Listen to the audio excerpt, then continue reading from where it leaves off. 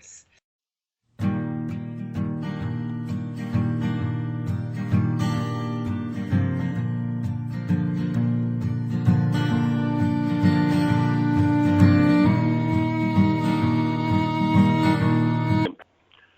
Yeah, we're involved quite a bit with things that introduce kids to the business world or the real world and bring that to the classroom. And I guess the place to start is to say, why should I even care about that? And there are a number of reasons. Kids who participate in something like Junior Achievement or this very cool thing called National Lemonade Day get a chance to see that they can impact their own lives.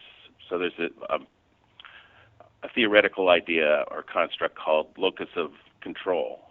And a kid who makes an impact and sees that they can do that, sees that they're not at the mercy of the universe, has a positive impact on their locus of control. I think they go on to form more businesses. I think they learn to look at the world through their employer's eyes, so they tend to make a better employee down the road. And this one would have mattered to me when I was a kid.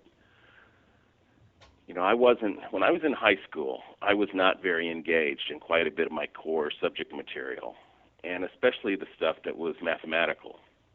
And I just believe that if somebody had showed me that indeed you will use big pieces of this, I probably would have taken more and paid more attention.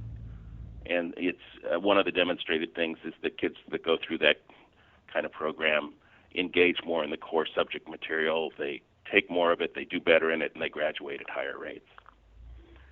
And so there's Junior Achievement, which has been around for a long time. In rural areas, 4-H is a great entrepreneurial program. There's some newer ones. But we have, in both of the counties that I work in, a lot of emphasis on youth and youth entrepreneurship. And in a rural area, the other piece is that it can show somebody a path where they can stay. If the job market doesn't produce as many interesting jobs or the kind of job that you want in a rural place, you get a chance to say, maybe I could create my own path. Maybe I could find something I want to do and feed the niche here. I understand So that's that why there are contests and whatnot for the young people where they can actually win money to start businesses and whatnot. Are you tied in directly or indirectly with one of them? I am one of each, actually. I'm tied in directly with the high school business plan challenge that we have in Humboldt County. And there's a competition where up to 3 teams can win up to $5,000 for good business plans, good ideas. And the money actually comes to my organization, and we pay it out to the young person as they incur expenses for that business, some of which, although not all of which, can be educational. And then I'm indirectly tied in with the really, really cool economic fuel contest up here, which donates $117,000 in seed capital to a set of businesses that compete. These are college-level kids. You have to be affiliated, a student or recent graduate of one of the 2 colleges that's local up here.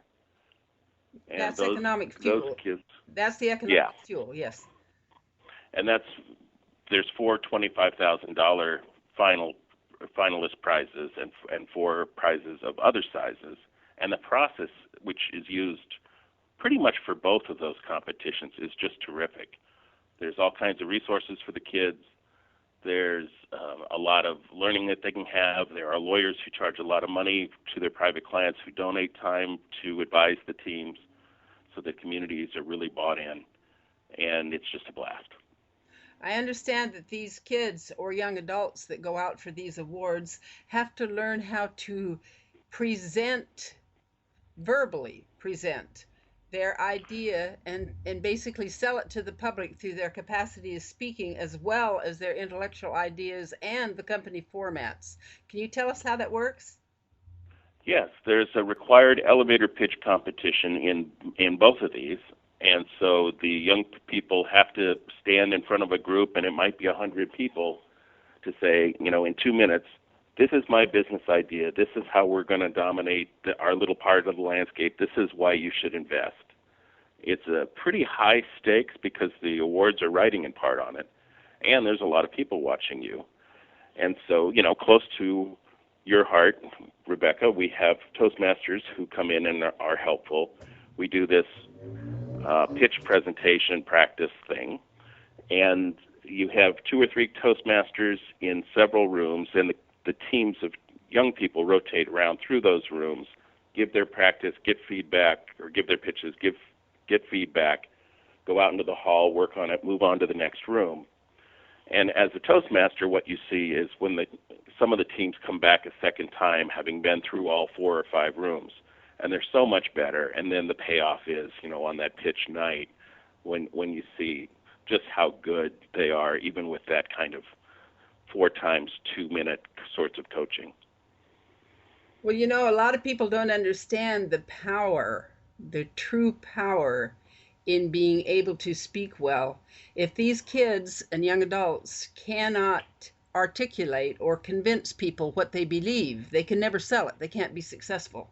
And the speaking, therefore, is mandatory, because if they're a genius and they have no human skills, no human relation skills, if they don't have a high EQ, that's an emotional IQ, they won't know how to deal with people, because we are people dealing with people. That is who we are. And if we can't effectively do that, we cannot run a business. And I understand that you have played a great part in Toastmasters in helping these kids realize that. And I personally want to thank you for that.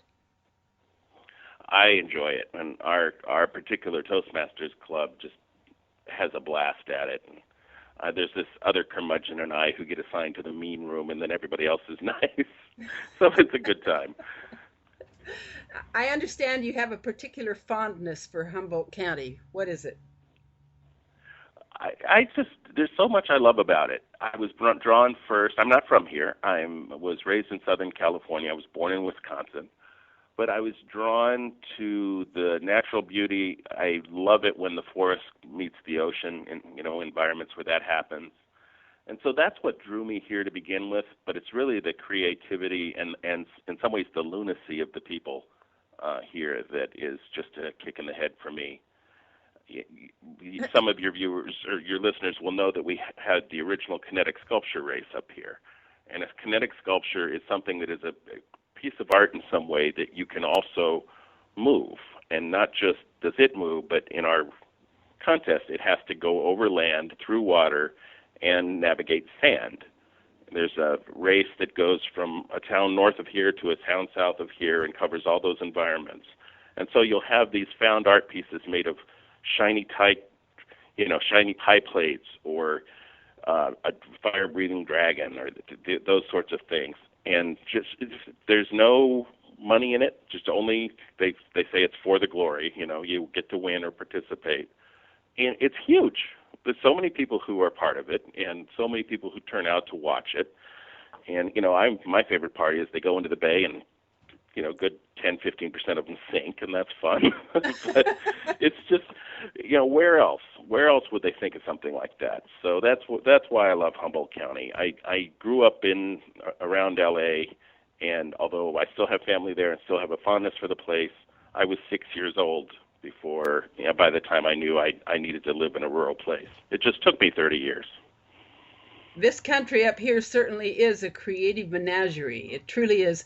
One of the things that is so great about it, I think, the city hires a band all summer long on Thursday nights to play music, and people go down and dance on the waterfront. And I mean anybody and everybody in town. Now, where do you find dancing on the waterfront next to the yachts and a free band every Thursday night? Only in Humboldt County that I know of. It must be somewhere else on earth, but to me it's unique because I'm not from here either. Yes, and it certainly is rare when you get into counties that have, less than 200,000 people. That is a bigger city kind of thing.